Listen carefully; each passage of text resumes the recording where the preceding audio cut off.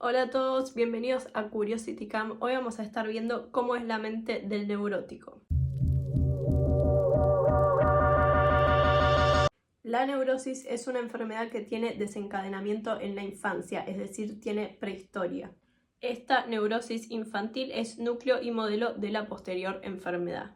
Y detrás de todo síntoma obsesivo hay un síntoma histérico, porque la neurosis obsesiva es un dialecto, una complejización de la histeria.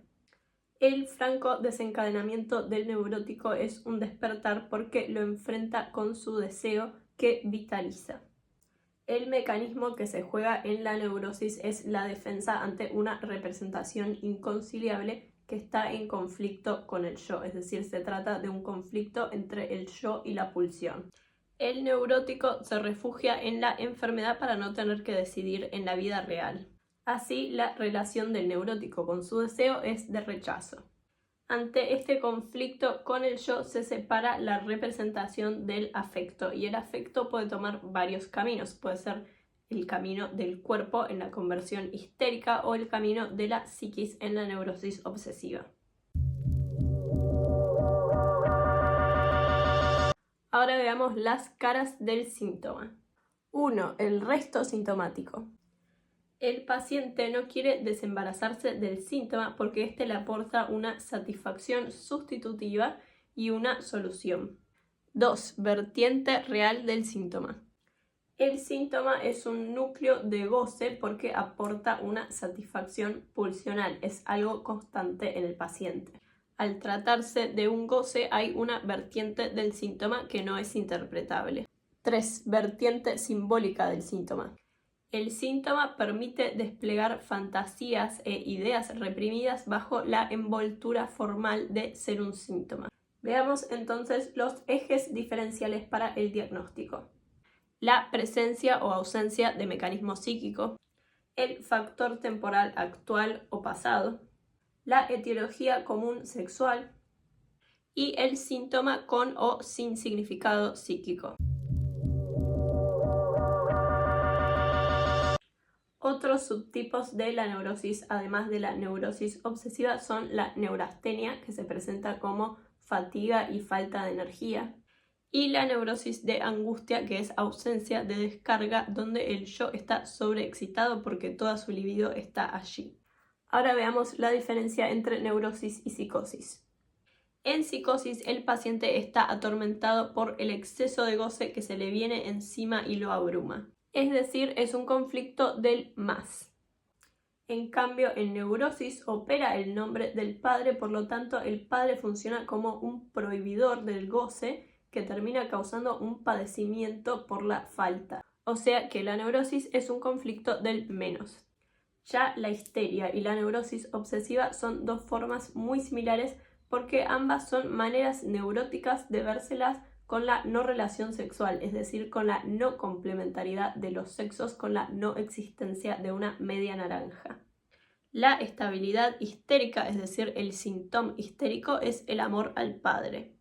Es alrededor de la figura del padre que se edifica la neurosis. Veamos las condiciones para diagnosticar histeria. 1. El trauma psíquico, que es condición previa indispensable y no tiene que ser necesariamente acontecido, sino un trauma en lo psíquico. 2. El conflicto de afectos, que es un desequilibrio en los niveles de excitación. Lo traumático para el aparato psíquico es el aumento brusco de cantidad. Y 3. Conmoción de la esfera sexual por lo traumático que le resultó a este sujeto el encuentro con la sexualidad. De esta manera, Freud describía que histérico es todo el que produzca o no síntomas somáticos ante una excitación sexual que le resulte displacentera. Ahora veamos las vertientes de las neurosis y las vertientes del síntoma. 1. Neurosis adormecida.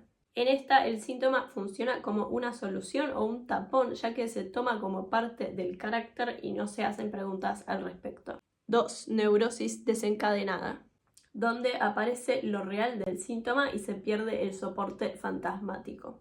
Es decir, el síntoma me interroga e incomoda, por lo tanto se vuelve algo insoportable. Y 3. La neurosis de transferencia.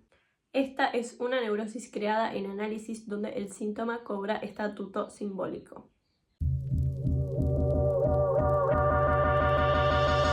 El análisis liga el sinsentido del síntoma a una significación, posibilitando el síntoma analítico. De esta forma entendemos que todo lo que se repite tiene un anclaje a lo real, por eso retorna siempre de la misma manera. Así, cualquier fenómeno puede volverse sintomático en la medida en que se repita. De esta manera, el síntoma analítico aporta una responsabilidad subjetiva, ya que el sujeto está implicado en esto que insiste y que le intenta decir algo. De esta manera, el síntoma es una solución para el deseo y la pulsión. Es la mejor solución que pudo encontrar el sujeto, que sin embargo le trae problemas y por eso consulta. Es decir, el sujeto que consulta ya encontró una solución, pero esta lo perturba. Los síntomas se solucionan en la medida en que se explora su intencionalidad psíquica. Ahora veamos la ganancia del síntoma. 1. La ganancia primaria del síntoma.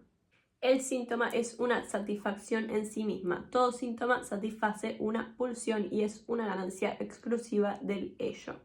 Al enfermarse se ahorra una operación psíquica, es una solución económica para el conflicto psíquico. La pulsión conflictiva se satisface igual saltando el conflicto porque el síntoma es una solución. 2. Ganancia secundaria del síntoma. Es una ganancia para el yo si éste le extrae una satisfacción narcisista. Así, por ejemplo, no soy un obsesivo de la limpieza, sino que soy una persona muy pulcra y ordenada. Hasta que lo que era motivo de orgullo se torna angustiante por no poder parar de hacerlo, es decir, por ejemplo, no poder parar de ordenar. Ahora veamos los tipos de identificaciones. Las identificaciones son otro elemento que permiten el armado del síntoma. 1. Identificación primaria. Es una identificación estructurante preedípica que funciona como condición para las identificaciones secundarias. 2. Identificaciones secundarias. Esta es la primera forma de lazo libidinal a un otro. Los subtipos de esta son la identificación al objeto odiado, donde se padece lo mismo que este como castigo por el deseo de querer sustituirlo, y la identificación al objeto amado, donde se apropia de un rasgo de este. 3. La identificación que prescinde del lazo con el objeto. Es la identificación que se produce en la masa, es una identificación de yo a yo con un líder en común que Lacan define como identificación de deseo a deseo. Y la identificación histérica que prescinde del lazo libidinal y se sostiene en la posición deseante. Es decir, es la histérica que produce un lazo fuerte de amistad con el otro por poder ubicar en este otro el mismo punto de falta que tiene ella. La ventaja de la histérica por sobre el obsesivo es que la histérica toma eso traumático y lo transfiere directamente a lo corporal, es una solución de compromiso. En cambio, en el neurótico, el afecto del trauma sigue en el ámbito psíquico, teniendo efecto. Veamos los componentes de la neurosis obsesiva. Un afecto pulsional que genera conflicto, anudado a un deseo conflictivo. Un temor obsesivo que intenta mantener el conflicto en lo inconsciente. Un afecto penoso que, como aún está en el síntoma, no logra una solución. Y las medidas protectoras que son un intento personal de solución. En la neurosis obsesiva, el mecanismo que opera es el de falso enlace. Se cortan los lazos entre representación y afecto.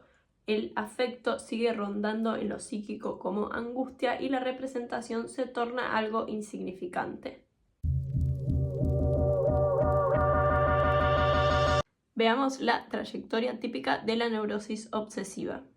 Primero hay un periodo de inmoralidad infantil que es el tiempo del trauma pasivo y del trauma activo. Luego hay un momento de represión donde se reprime la representación del trauma y su afecto. Así hay un periodo de salud aparente sostenido por síntomas de defensa primaria, es decir, síntomas egosintónicos. y luego hay un fracaso de la defensa y finalmente retorno de lo reprimido.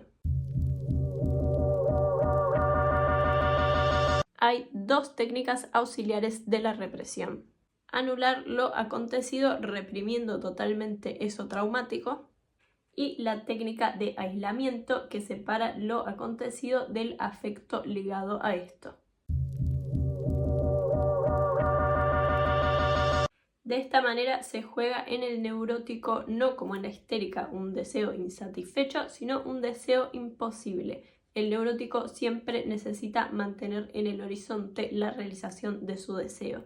Así, si el deseo de un neurótico obsesivo es casarse con una mujer, se impone él mismo o se le es impuesto desde el exterior que primero debe recibirse de su carrera antes de casarse, y por lo tanto de repente empieza a tener inhibiciones para estudiar, siendo incapaz de leer los textos que debe leer y por lo tanto reprobando constantemente para mantener el deseo en el horizonte. Los rodeos del obsesivo ante su deseo son creer que el impedimento viene del otro. Siempre hay en el horizonte un capitán cruel que me prohíbe lograr lo que deseo. Ser un testigo invisible, ya que él nunca arriesga absolutamente nada, sino que siempre está a la espera de que el otro tome la decisión por él, de que vengan y le impongan un ultimátum. Y la característica posición de espera, ya que el neurótico obsesivo siempre está a la espera de que muera su amo para que él pueda realizar su deseo, sin darse cuenta de su propia finitud. Esto es todo de Neurosis por hoy. Si les gustó el video, denle me gusta y suscríbanse.